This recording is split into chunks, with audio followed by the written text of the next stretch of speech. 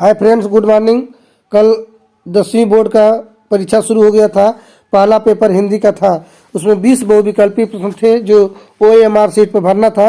उसका बहुविकल्पी प्रश्नों का आंसर हम आपको बता रहे हैं, तो वीडियो में बने रहिए और देखते हैं पहला प्रश्न। पहला प्रश्न है, वैदेही वनवास के रचनाकार कौन है? तो वैदेही वनवास के रचनाकार कौन है? इसमें से विकल्प नंबर सी सही हो जाएगा, अयोध्या सिंह उपाध्याय हरिऔध। ठीक है, पहला का विकल्प नंबर सी सही होगा, अयोध्या सिंह उपाध्याय हरिऔध। ठीक है, पहला का विकल्प नंबर सी। दूसरा विकल्प प्रश्न है कि प्रयोगवाद के कवि कौन है? दूसरा प्रश्न था कि प्रयोगवाद के कवि कौन है? तो प्रयोगवाद के कवि है विकल्प नंबर ए, भारत भूषण अग्रवाल। पहला दूसरा का विकल्प कौन का? दूसरा का विकल्प सही है, विकल्प नंबर ए, भारत भूषण अग्रवाल। ठीक है, तीसरा प्रश्न का था कि भाव विलास के रचनाकार कौन है? भाव विलास के रचनाकार कौन है? तो भाव विलास के रचनाकार है तीसरा का ए, विकल्प नंबर ए सही है, भाव विलास के रचनाकार है देव। ठीक है, चौथा का विकल्प नंबर कौन सा सही होगा? तो चौथा का विकल्प नंबर सही होगा कि प्रश्न है छत्रसाल दशक किसकी रचना है? चौथा है प्रश्न नंबर कि छत्रसाल दशक किसकी रचना है? तो विकल्प नंबर सी सही होगा, भूषण की। चौथा का विकल्प नंबर कौन सही होगा? सी, भूषण की। छत्रसाल दशक किसकी रचनाकार है? तो इसकी रचना है ही भूषण की रचना है।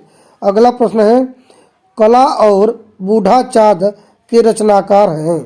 पांचवा प्रश्न था कि कला और बूढ़ा चाँद के रचनाकार कौन है? तो कला और बूढ़ा चाँद के रचनाकार हैं सुमित्रा नंदन पंत। विकल्प नंबर डी सही हो जाएगा, पांचवा का विकल्प नंबर डी सही है। जिनका पांचवा का डी होगा विकल्प नंबर, उनको 1 नंबर मिल जाएगा। अगला प्रश्न है छठवां प्रश्न। इसको मॉडल पेपर में प्रश्न बताए थे कि नीड का निर्माण फिर किस विधा की रचना है? तो नीड का निर्माण किस विधा की रचना है? तो यह आत्मकथा है। छठवां का विकल्प नंबर बी सही हो जाएगा। नीड का निर्माण फिर किस विधा की रचना है? तो विकल्प नंबर बी सही हो जाएगा, आत्मकथा है। नौवा है, परीक्षा गुरु किस विधा की रचना है? तो परीक्षा गुरु उपन्यास है।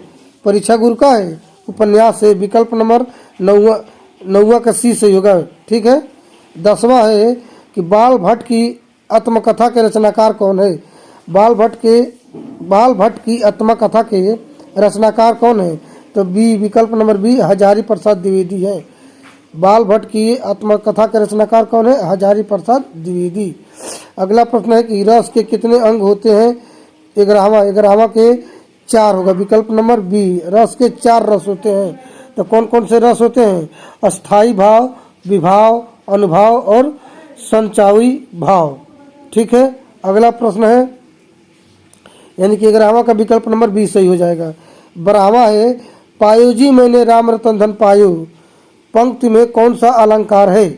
पायो जी मैंने राम रतन धन पायो, पायो जी मैंने, पंक्ति में कौन सा अलंकार है? तो इसमें रूपक अलंकार है। पायो जी मैंने राम रतन धन पायो में कौन सा अलंकार है? रूपक अलंकार, यानी कि 12वां का भी सही हो जाएगा। अगला प्रश्न है 13, सोरठा के पहले चरण में कितनी मात्राएं होती है? तो सोरठा के पहले चरण में 11 मात्राएं होती है, विकल्प नंबर सी सही हो जाएगा। 13वां का सी सही हो जाएगा। 13वां का सही होगा? सी, विकल्प नंबर सी, 11।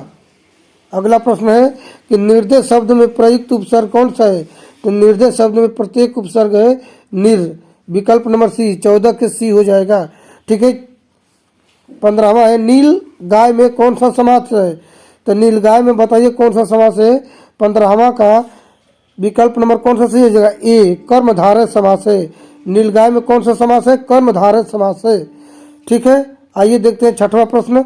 16वां, खेत का तत्सम रूप क्या होता है? तो खेत का तत्सम रूप क्षेत्र होता है, विकल्प नंबर सी सही हो जाएगा। ठीक है, 17वां का है, युष्मद शब्द का पंचमी विभक्ति वचन का रूप होगा। ठीक है, तो इसमें विकल्प नंबर 17 का सी हो जाएगा। ठीक है, अगला है 18, भाववाच्य में किसकी प्रधानता होती है? तो भाववाच्य में क्रिया की प्रधानता होती है, विकल्प नंबर सी सही हो जाएगा।